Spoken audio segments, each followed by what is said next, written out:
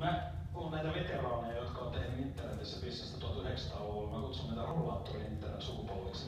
Ja meni aika pitkään ennen kuin kaikki ne profeetiat, mitä se vuosilainen laitteessa saatiin ikään kuin oikeasti jalalle. Eli meillähän meni 20 vuotta jakaa nämä älykkäät päätelaitteet ja yhteydet ja systeemit niin, että saadaan niitä asioita rakennettua päälle.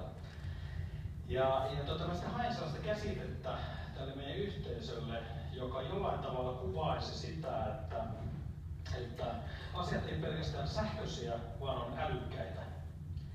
Ja kun digitalisaatio löytyy jostain sanakirjasta, puhutaan digitalization tai digitalization S-lla tai Z-lla, niin se tarkoittaa teknologian integroitumista arkeen.